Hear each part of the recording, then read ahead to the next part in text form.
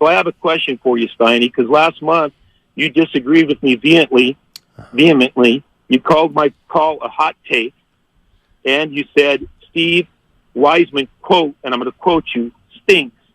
And I'm just wondering if you're ready to start backing off. No, hold on. Hold on, wow. Steve. I didn't hear this show. I didn't either. First of all, there's no doubt that I said Wiseman stinks. So that's off the table. I say that in jest all the time. I'm also on record to say I didn't like the trade. For the 3 years before the trade, I said the guru, once every 2 weeks, ask me if I think the Warriors should trade Wiseman. He said, Steiny, should the Warriors trade Wiseman? I said, no, not yet. We don't know enough about him. Now, yes, if he's a perennial all-star, I think that's kind of a hot take.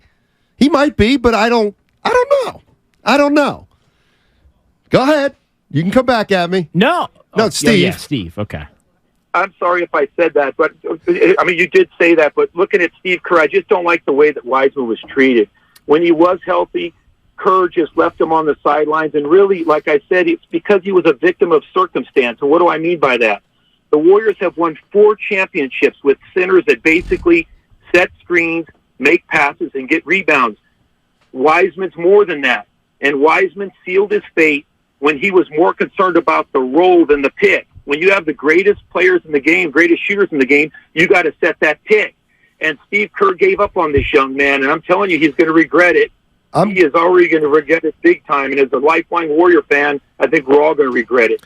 I'm with you, Steve. It's very possible. I wouldn't say it's Steve Kerr though. Only I think it's the front office. It's got to be the whole front office, because if he was traded because he didn't work out fast enough for the veterans, at least. And I think Joe Lacob and Bob Myers, they when you hire Steve Kerr and you watch him coach for 10 years, it became obvious he wasn't going to play Wiseman because he didn't think he fit and he didn't think the veterans respected him and all that kind of stuff. And so the organization then said, all right, let's pull the plug on this. So I don't blame necessarily Steve Kerr. If they really, Lacob could have said to Steve Kerr, you play Wiseman 20 minutes a game or you're fired. If it was really, but it doesn't work exactly like that. But Steve Kerr is trying to win games this year, and he didn't think Wiseman was helping him.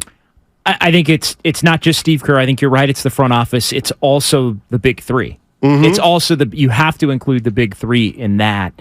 And as far as the 22-13 and the overall numbers with Detroit, that's great. Like I mean, and it's especially great for Wiseman to see him go and get opportunities on a team that's actively not trying to win games to further his development. That's what James Wiseman needed to become a better player, and he's able to do it without having to worry about wins and losses with the Pistons. It's a harsh reality, and I want to make this point clear because I'm with you as far as the trade. I think the Warriors panicked on the trade, and I said that from day one, and I thought they especially panicked when Gary Payton II came up as an injured player, and they had a chance to back out of the deal after the fact, and they didn't. All of that being said, Wiseman wouldn't be helping this team right now to the level that he, putting up the numbers he is with Detroit. He wouldn't be doing it because he on this Warriors team was pretty close to unplayable. Now, who's responsible for that? We can debate it. We can wonder all about it. But I've been very clear on this one as well.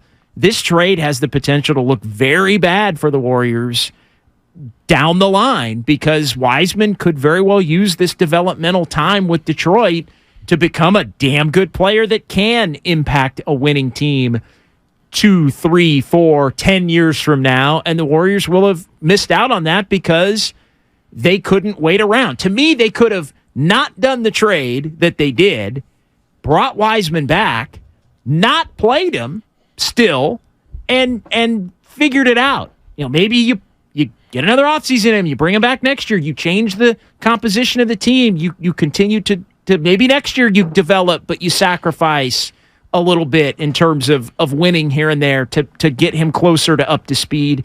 And then you reap the benefits of what he's going to become. There were other options than just, we got to do it right now.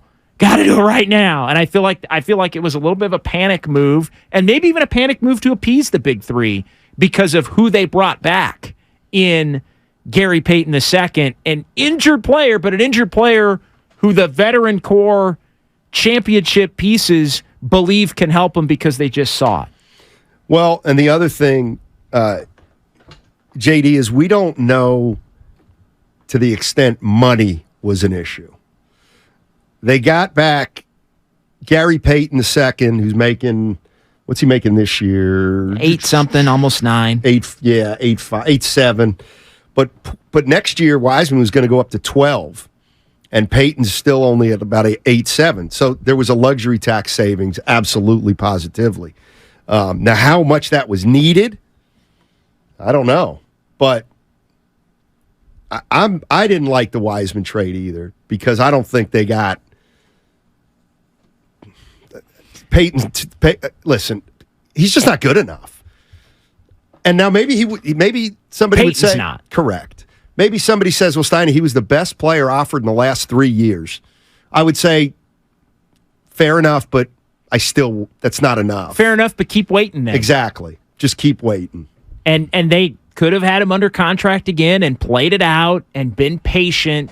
Again, it's a little bit of a panic move, I think. And I'm saying that understanding that Wiseman may become closer to the player that he's been with Detroit down the line, but I'm also saying that knowing that Wiseman would have had very little, if no role at all this year, I would have kept him and just stashed him and continued to try to figure it out behind the scenes and in the offseason. I mean, any way you look at it, and let's look at it this way. Nobody says you gotta make. Nobody says you had to do something. Let's say the Warriors weren't a championship team. They just weren't. Yeah, everybody knew it. And they drafted Wiseman. Okay, and 2.5 years after Wiseman was drafted, he was traded. This was a monumental blunder. And by trading Wiseman, you ensured that it was a monumental blunder.